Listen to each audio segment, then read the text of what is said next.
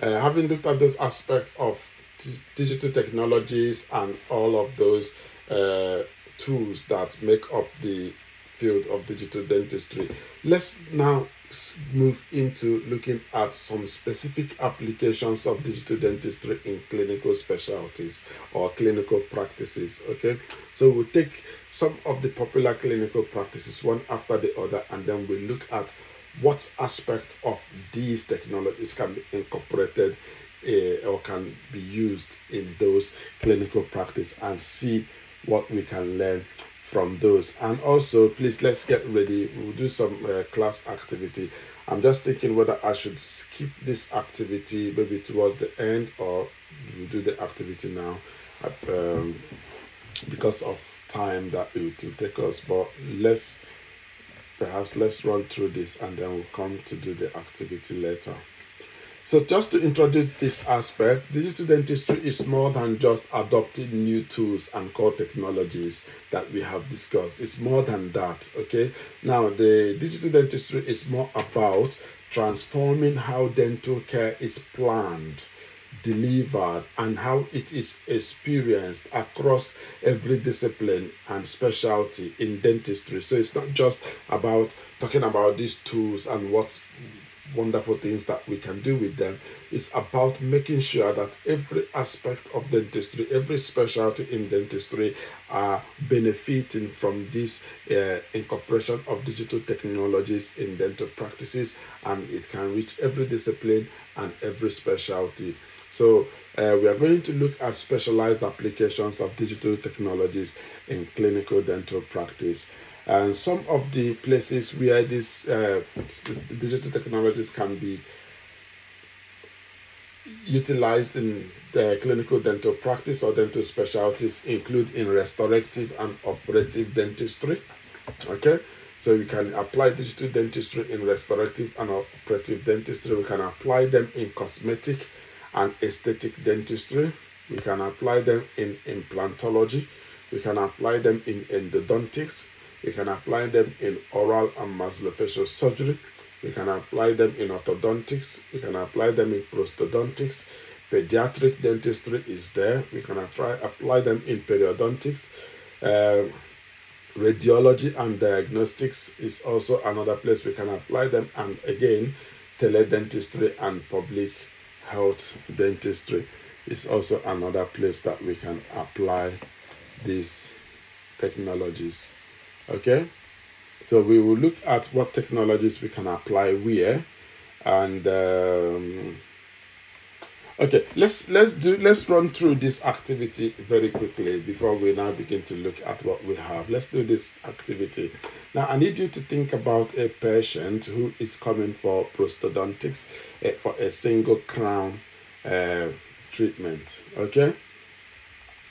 So thinking about this patient, let's get some information about the patient. So assuming you have a 38 years old female who came into your clinic with a complaint about their crown being old, looking dark, and doesn't match the color of the other teeth. So a kind of discoloration. That's what this patient is complaining about. Say that this my crown, it looks dark, it doesn't match my other teeth in the mouth. It looks a bit off. And you look at the patient history. This patient has no previous smoking experience and doesn't smoke. The patient doesn't take alcohol and does not have any systemic illnesses, which again, the most important systemic illness to consider in this case would be something like diabetes or perhaps asthma and all of that. So there's nothing recorded for this patient. Now, upon examination, you discover that there is discoloration of the PFM crown. We all know what PFM crown stands for, right? That's porcelain fused on metal crown. So you find that in the patient mouth, and it is obviously discolored on the maxillary central incisor. But this patient also have stable periodontium, so there is no sign of periodontal inflammations and all of that. So the periodontium is quite stable. So this is the case study that we are looking at now. What I want you to do is to think about how you can apply this digital dentistry in solving the patient problem. Okay, so I need you to think about how can intraoral scanners, are you going to need intraoral scanners? What tools are you going to use? Intraoral scanners, computer aided designs, computer aided manufacturing, how can they help in diagnosis and crown replacement? Okay, how would you design, do some digital smile design, or is it necessary?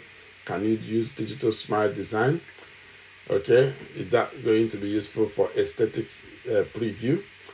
And also, can we compare the workflow between, if you were to attend to this patient traditionally, how would the workflow differ from what you would be doing in terms of using digital tools to attend to this patient? Okay, and also we can think about the limitations around the use of digital tools. What is it that we cannot probably get very accurately if we rely on digital tools? So I'll give you 5 minutes to think about this, and let's get some feedback. Okay, let's take 5 minutes to think about this case study and get some feedback.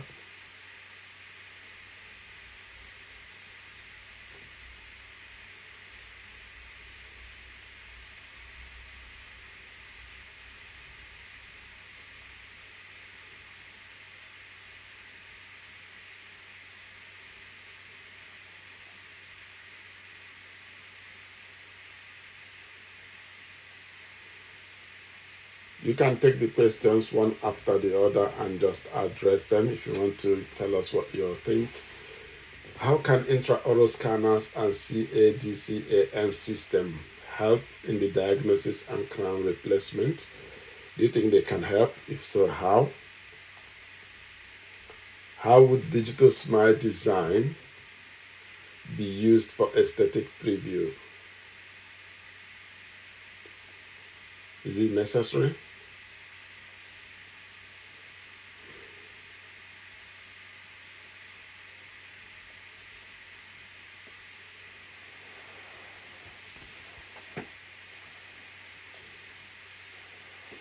Okay, let's hear you.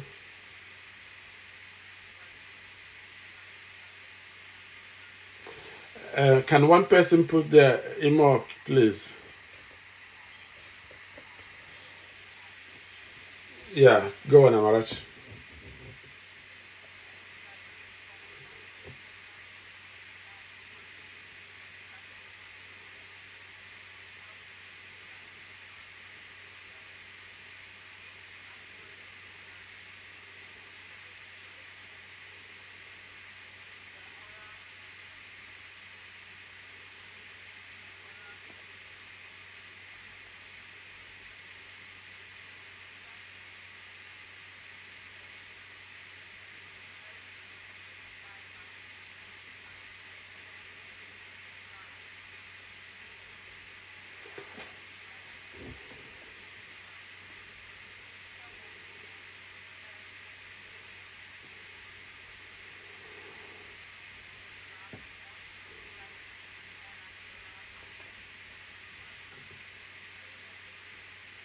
Okay.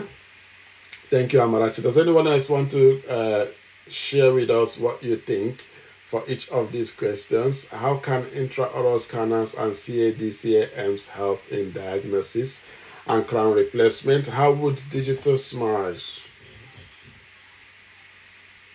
Go on, Imo, if you want to contribute, I'll let you do.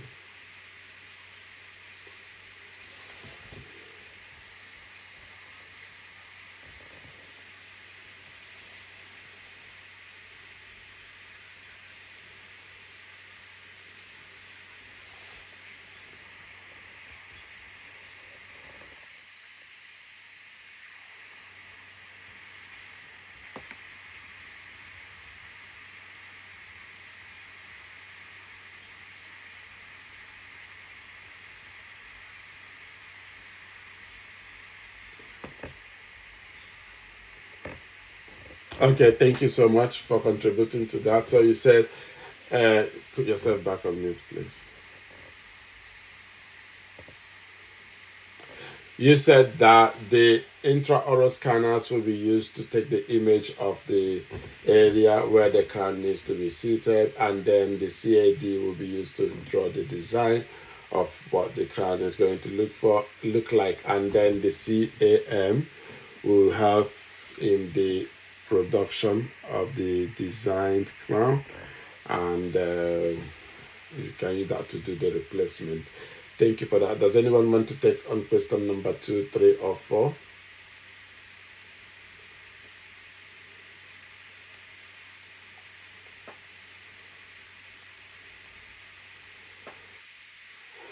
How can you compare the traditional workflow for a crown production with that of digital workflow?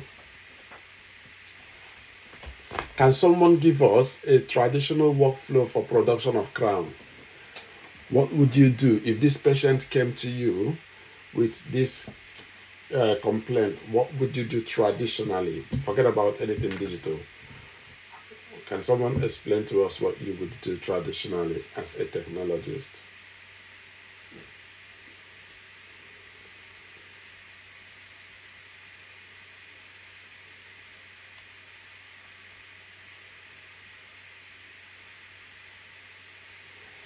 Is there any person here that cannot make a crown?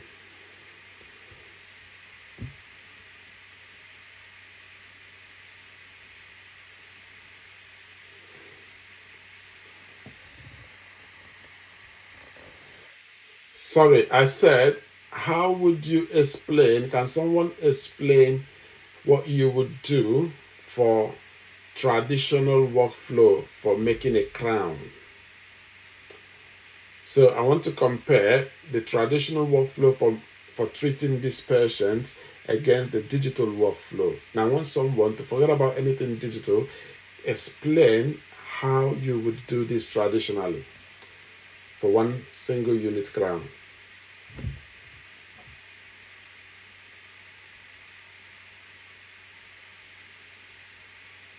Okay.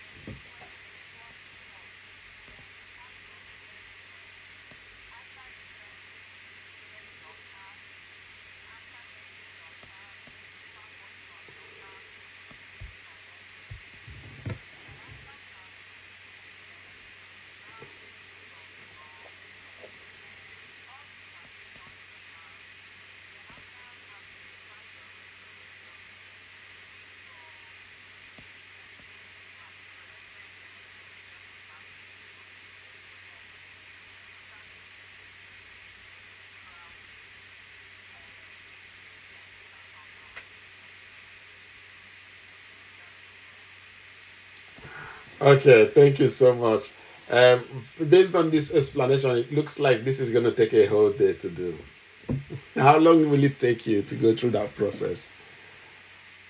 So you take impression, you do the casting, then you do the waxing, then you do the cooking. What did you call it? So how long will it the baking?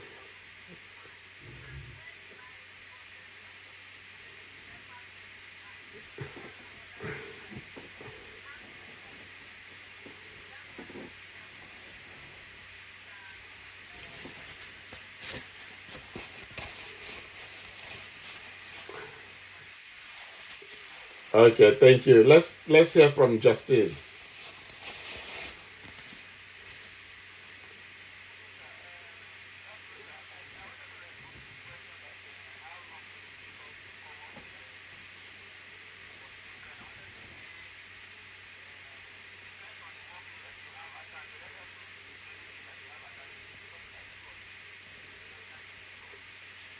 So it can take up to 3 days to get one single crown finished. By the time you go through this process of taking impression, waxing off, doing the stone casting, doing the waxing, the oh god, the baking, and all of that process, it will take a ridiculous 2 days. So if you had only one patient, then that is going to do 2 days. But what if you had 10 people?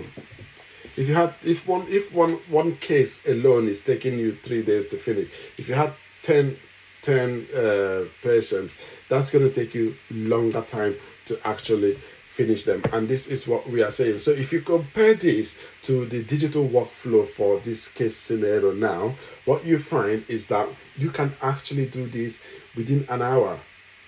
Okay, you can actually do this whole thing, because all it takes is for you to do chair side intraoral scanning. Okay, once the patient is positioned, you do your chair side intraoral scanning. You move on to the computer aided design, which you will very quickly do the design and then send it. Or in fact, if you use an integrated computer aided and computer manufacturing system, if you use an integrated system, that can give you one single workflow. And from the scanning, you have a 3D printed crown ready for use, dropped from that system, and you just pick it up, and that eliminates all the processes, all the time wasting that will go into the process of making a single crown. Okay, now can someone tell us about a little bit of the limitations you think that you might face if you use digital technology to do this, to attend to this patient? If we attend to this single patient using only digital technology, what challenges will you have? Likely. Yes. Ucheka. Okay. So you have to ensure stable electricity for you to be able to actually rely on digital dentistry. And we say stable electricity. So someone who is in an advanced country where electricity is not a problem would think, why are they talking about electricity? But even if you are in the UK or in America where you have stable electricity, or other parts of Africa or any part of the world where you have stable electricity, there are people that are on prepaid meter. So if you're running your clinic on prepaid meter, do you know that something can actually go wrong in the process? You could be manufacturing that or designing it, and you run out of prepaid electricity supply. Okay, but let's talk about those that are living in very, very rural areas. Unstable electricity supply can be a very big problem. The other one is the cost of actually having those equipment there. Okay, it sounds really fancy to have those things. You sit down in the comfort of your office, do those. You don't get very really dirty with this kind of digital workflow, and then you have the output for you. It's more like posh way to do dentistry. However, about the initial investment, the cost of having those equipment there. Ogechi.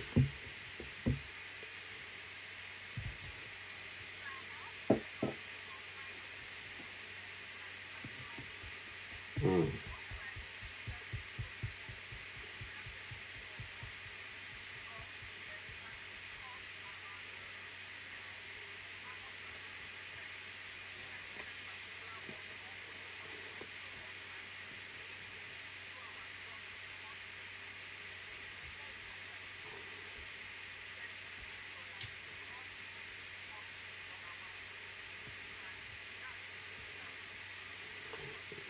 Okay, so you have devised a means of doing it in batches. So you do the work in batches where you send in a batch of work and then the machine takes turn to run. Uh, so if you're going to turn your electricity on, you turn it on once, maybe in the next 1 hour, it's going to be on because you are printing, you are producing work that you have sent in batches. Yes, we have some more hands up. Yankee.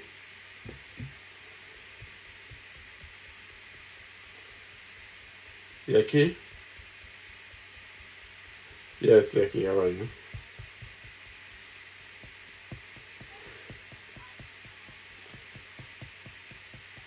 Okay, go on.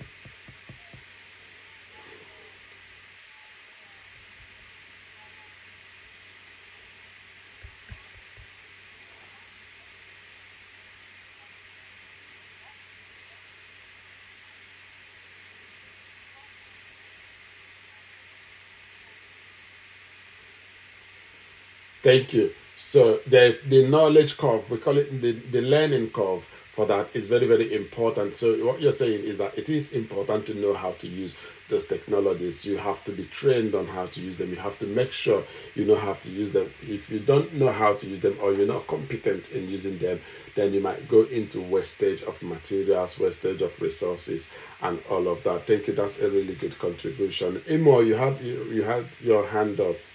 Did you want to say something different?